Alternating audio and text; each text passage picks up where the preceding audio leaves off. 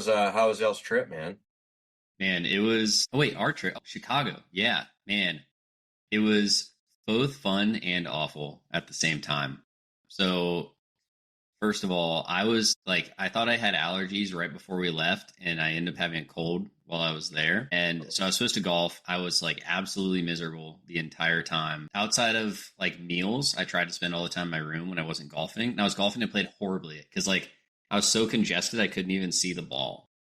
Like it was so bad. I think I got everybody else sick. So we get back and immediately, like we pick up my dog from the boarding place and he like wouldn't eat and then or he was throwing up, then he wouldn't eat, and then the next day he wouldn't eat, and I took him out and he like goes to the bathroom like straight blood.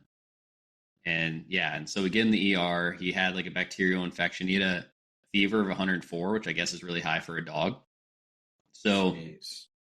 yeah, so they admit him and like put him on an IV, and they're like, hey, if it doesn't get down, like you're gonna have to go to an emergency vet and like continue trying to get his fever down. So we're all stressed, and this is Monday, and so like I'm a mess, and but thankfully get him back. Like fever was down. He ate some dinner that night, and he's like progressively gotten better. Now he's mostly back to normal. That's stressful.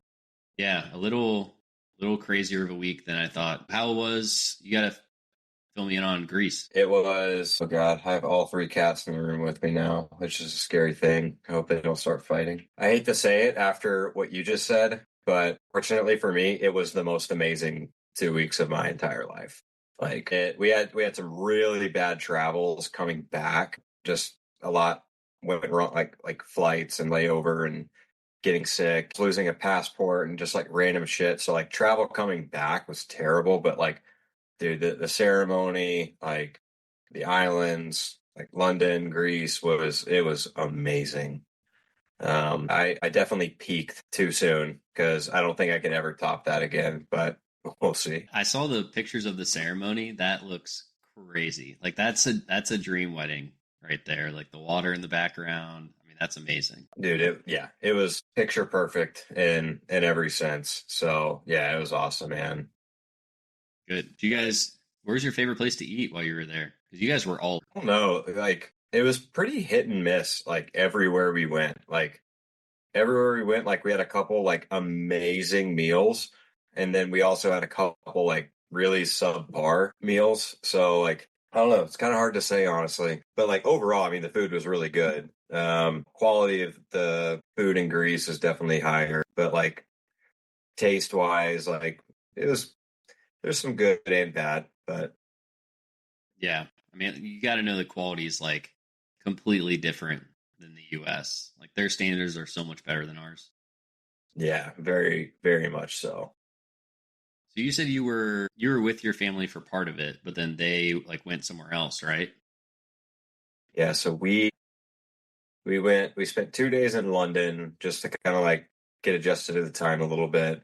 And then we met everyone in Santorini. We were all there together for like 5 days. And then like kind of before and after Santorini, like everyone was kind of like doing their own thing. Like afterwards we went to Corfu. Bree's family went to Rome. My parents spent some time in Athens beforehand. But like yeah, those 5 days in Santorini were kind of like Main part. the big part, yeah.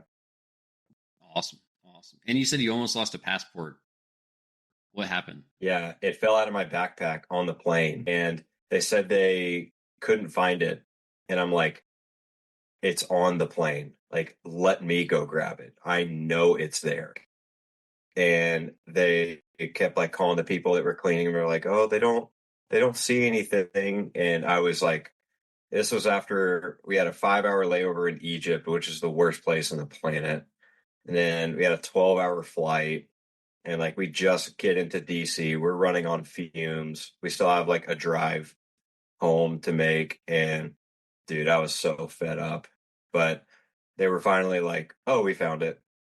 I mean, my fault for letting it fall out of my backpack, but that was, yeah, stressful. I thought they were going to like have to ship me back to Egypt or something while I was trying to go through customs. And I would have like they would have had to police escort me back on that plane. I was not going back. No. I mean, were you already in the US at that point? Yeah, I was in DC.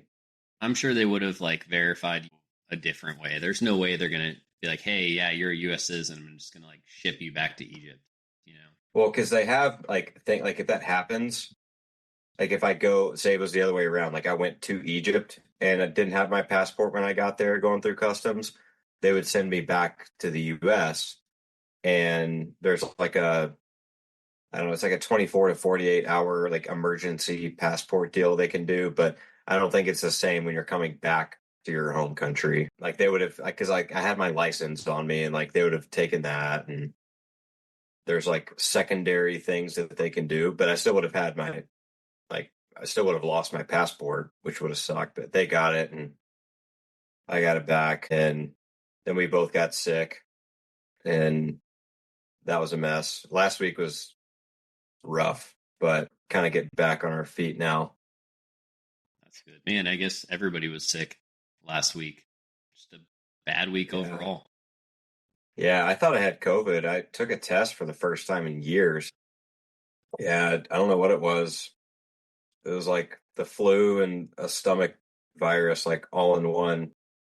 It was, it sucked, but back and good now. I have a question for you, and I know we've talked a little bit about this before. So, I used to wear Whoop for like a long time. I think I wore it for 3 years because originally they talked to us about doing it for the team, and then they like gave me a Whoop, and they're like, "Hey, like just promote it. You'll be free forever." Well, it was like 2 years in, they're like, "Hey, like everyone in that program is no longer free." And so they okay, like I guess I've had it, I'll pay for it for a little while. And I paid for it for like a year. And I mean I liked it, but there's a point where you just don't get any more from it. Like you don't they didn't like there's no more data or anything that's useful. But I'm also thinking now that I kind of want a wearable again. And this is a interesting one from the perspective of like I'm looking at all the different ones. I feel like the Aura Ring is obviously helpful, but not for training. And then it's also definitely most helpful for women from the measuring the temperature and everything like that, and the hormonal cycle and all of that stuff. But for guys, I'm not sure it has that same value. Obviously, my thought though was like, what about instead of getting a wearable, what about getting like an 8 sleep, like the mattress? Have you heard about it? No, I thought you would have heard about it. No, So I I'm think going to give so. you. This is not a pitch or ad by any means, but just because I was looking at the stuff, and essentially the bed adjusts temperature based on like what you need to sleep at. It measures your HRV, measures quality of sleep, detects snoring. So my question is for you, like one, what rank your top three wearables as far as like which one you think is like the best just for someone trying to improve their health, not necessarily like a runner. And two, weighing that against just having like the bed that's going to measure all of your sleep and like help you sleep better and do that side of things. Like, what are your thoughts? It's a good question. The first part, like ranking my top three, I guess. I hate to give like the strength coachy answer, but I think it does merit and it depends. And they say like, for like someone just generally trying to be healthy, like, I mean, honestly, like this isn't a sexy answer, but I think the best thing, like if someone is just like, hey, I want something that can give me some sort of reliable, consistent health data, and that data is, 90% of the time in a wearable gonna boil down to some sort of heart rate and HRV measurements, whether it's like a watch or the Aura Ring or whatever else. Like, but you also combine that with like the versatility and utility of like also like workflows and everyday life and other stuff. Like, dude, the Apple Watch is probably the number one. Or if again, we're just talking like a general person that wants to get like some general data and like that again is reliable, like their hardware is good, frequency measurements high, battery life's like decent, like there may be some better stuff out there, but because of like again it's utility from like a personal or professional sense of like calls, text, music, everything else, like bang for your buck. I honestly think that's the best way to go. But if you're talking like more, I guess just performance, derived and like taking out a lot of those external factors. I'm a little biased towards Oura Ring just because of one, having a personal relationship with some of those guys, and like I like seeing some of their validation stuff. Like it works. It works well. Their dashboard's very clean. It's very user friendly. They're all a lot of the same hardware. Again, like some sort of heart rate monitor, HRV, maybe an accelerometer or gyroscope, GPS, and some of them like they're all measuring a lot of the same stuff. And but like that's why I like in terms of like just general practice and like good sleep monitoring, health habits, like I think Oura Ring is really good. I'll be honest, I hate Whoop. I've never been impressed with their product. Like I've heard that they have come a long way from like the few times that I've tried to trial it. But every time I tried to trial it, the data was just hilariously inaccurate. Like the engineering of it and like just the wrap and clasp, I think is garbage. Um, we tried to get something like a deal for one of our teams because we got like a grant to do something related to like health monitoring and stuff, and like we have Catapult for a lot of teams, and that's great and that's really useful. But someone like swimming, like there's no real wearable for it, so we're like, oh well, let's maybe talk to Whoop and get an idea of them, and then like they quoted us at this just most outrageous and like it was like just so he could have like their like team dashboard. Like it was going to be like we basically just had to buy a brand new Whoop for each person every year for us to be able to use like their team dashboard. It's just it was ridiculous. So I've never been a fan of them. So I don't really know who my third place is, but oh, I'd say a Polar Watch just because their GPS and heart rate pairing is really well, and they're simple to use. Like they get like a lot of people look for uh like kind of a one-stop shop number that like, well, tell me how I'm doing. I'm 100.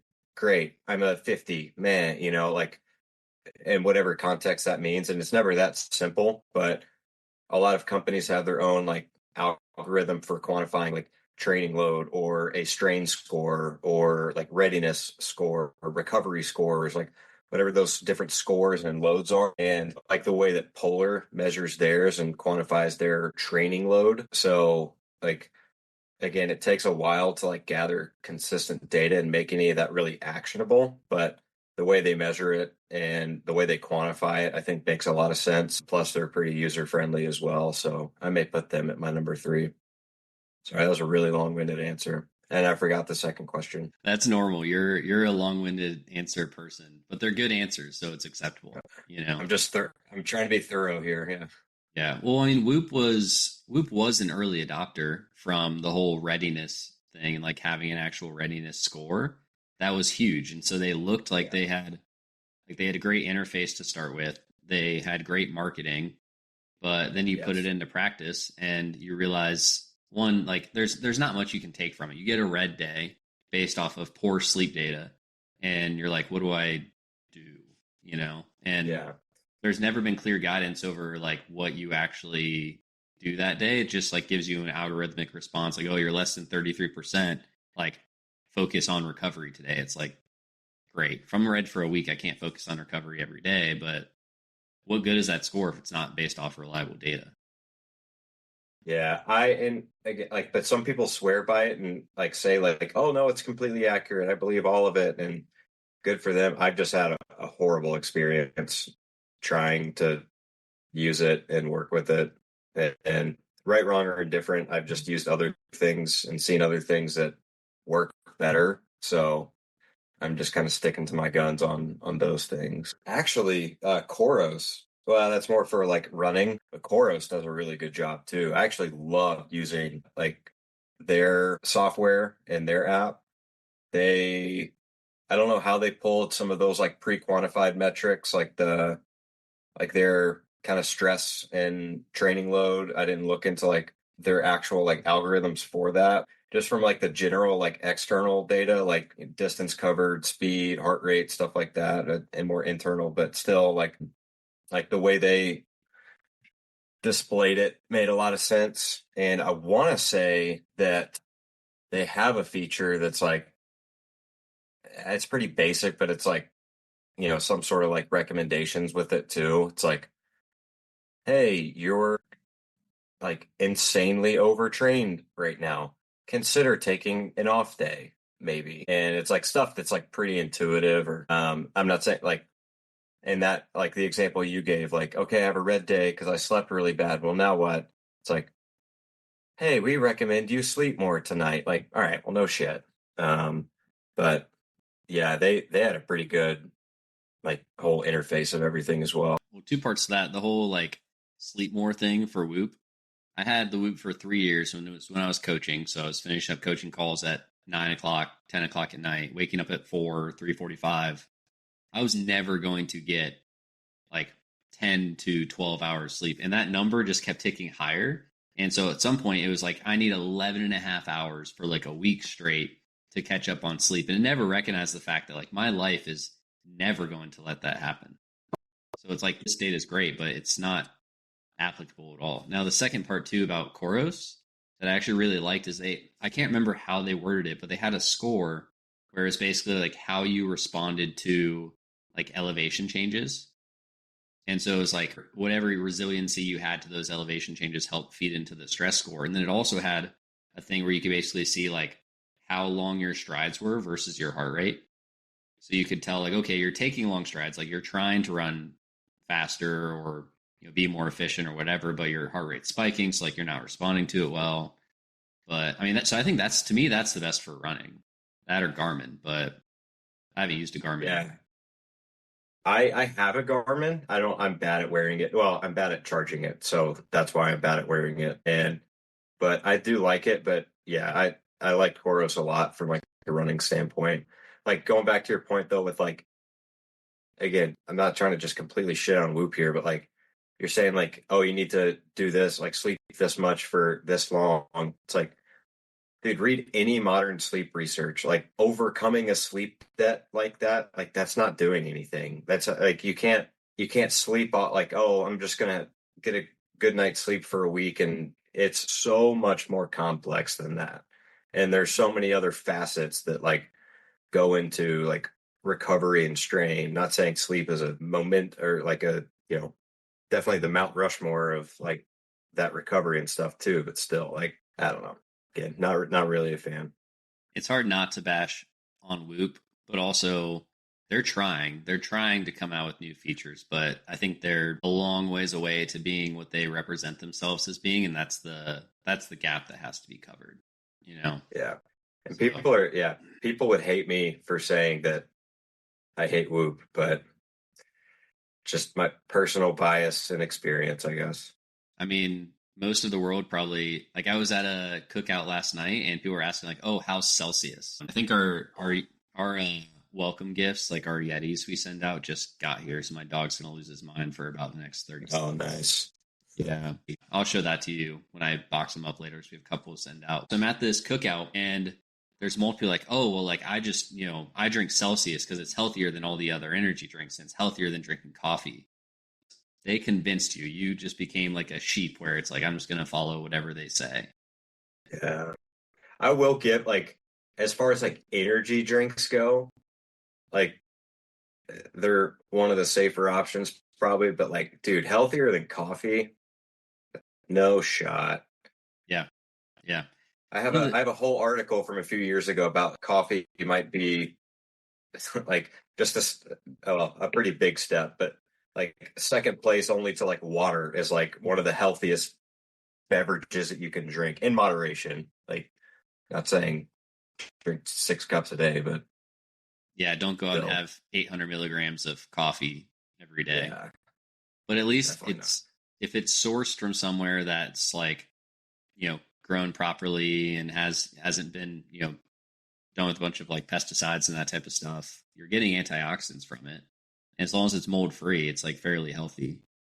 But I'm saying like, I can't imagine ever thinking that something that's extremely processed like Celsius or just has a ton of caffeine in it and you can drink 3 or 4 of those in a day and be okay, like that makes no sense. I will say I'll give a shout out to Celsius because so when I was going through, was on the FODMAP diet for a while, when I was trying to deal with some gut issues, and coffee was allowed on that diet, but coffee also didn't really help with like some of the gut symptoms that I was trying to alleviate.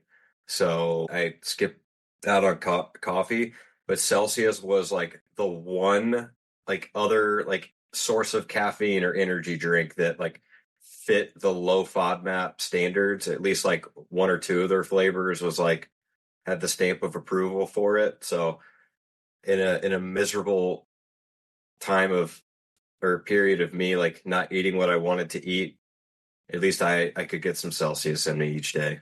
There you go. At least something worked for you.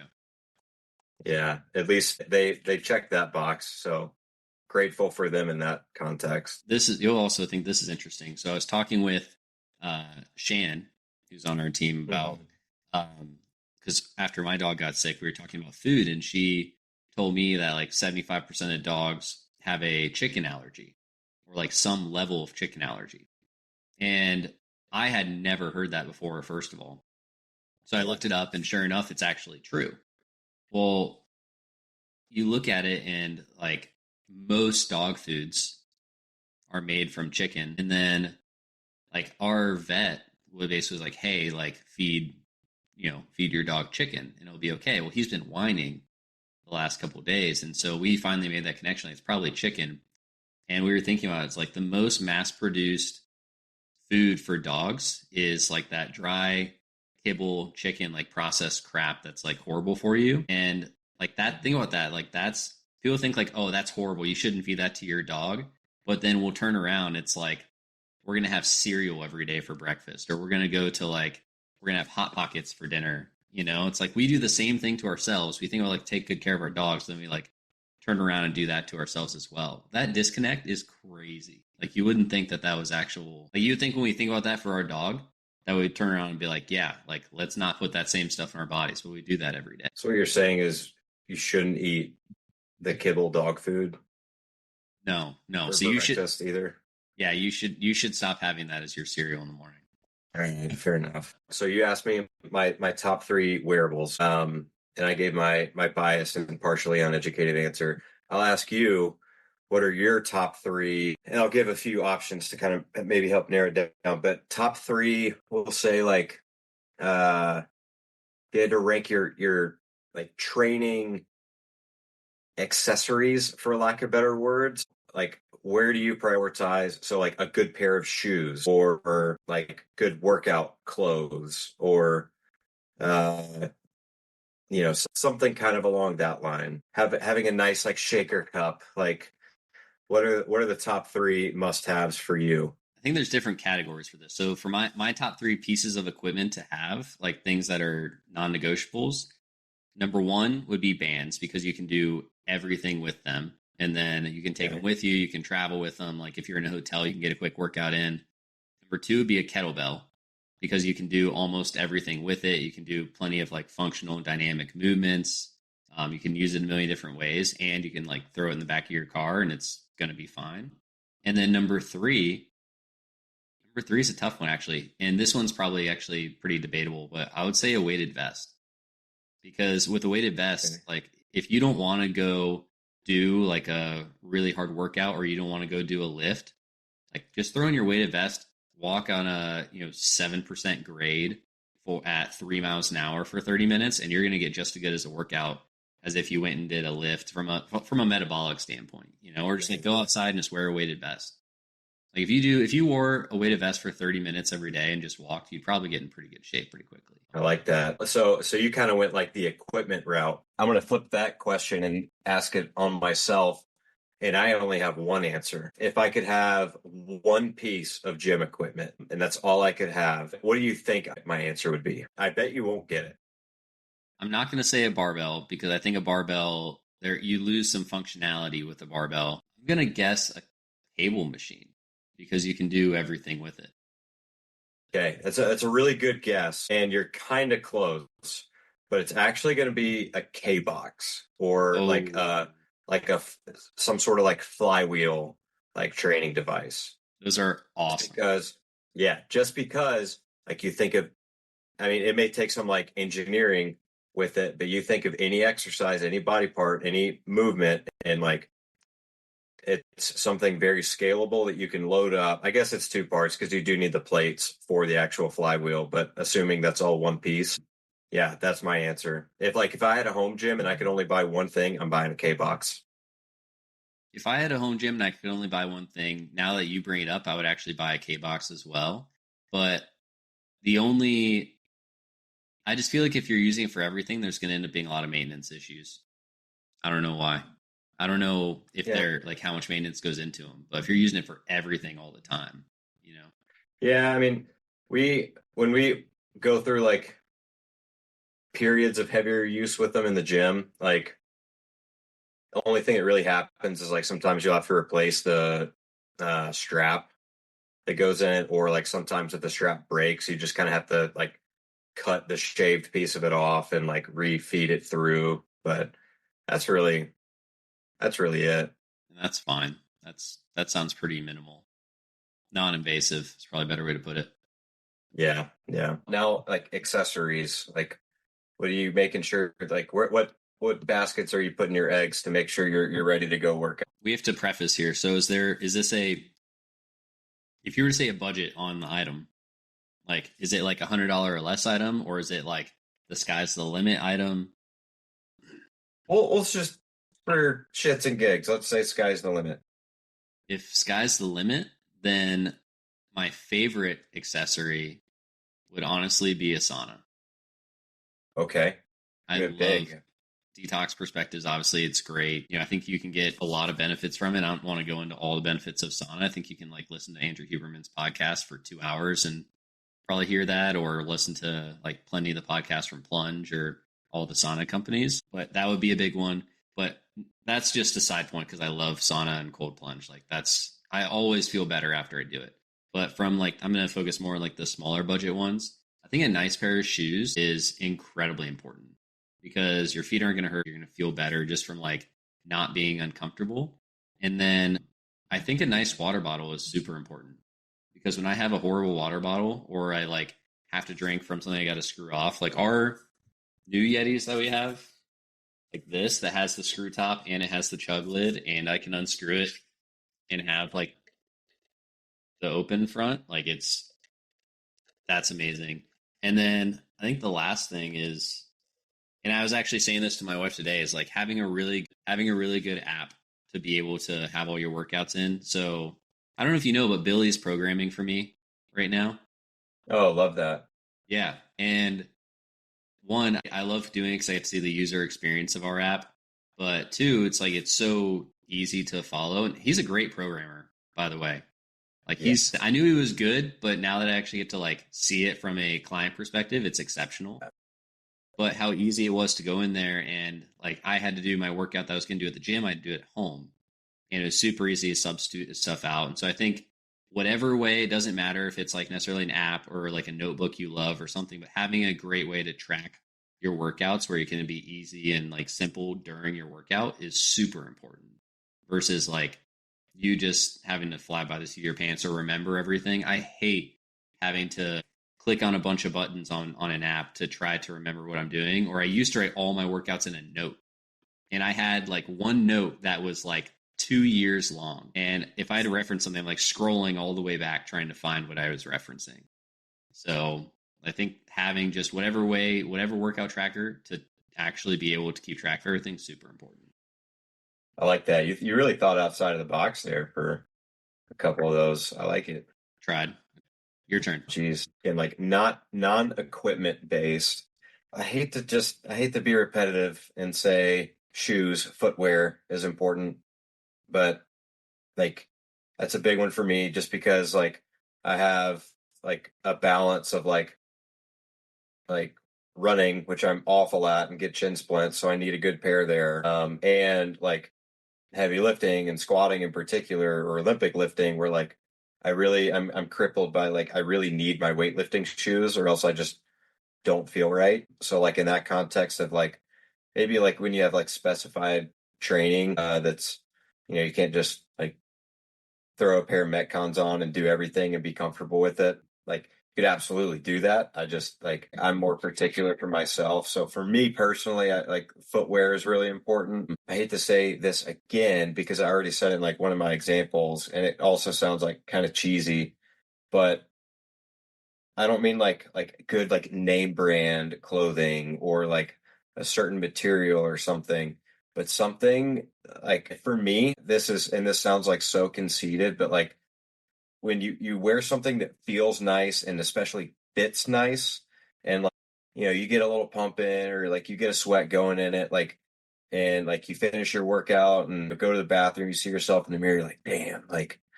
nice, I did that, like I'm looking good. And like there's like just that like when it's not just a really baggy cotton shirt and like you get that feeling like I think that kind of keeps like that intrinsic motivation up a little bit.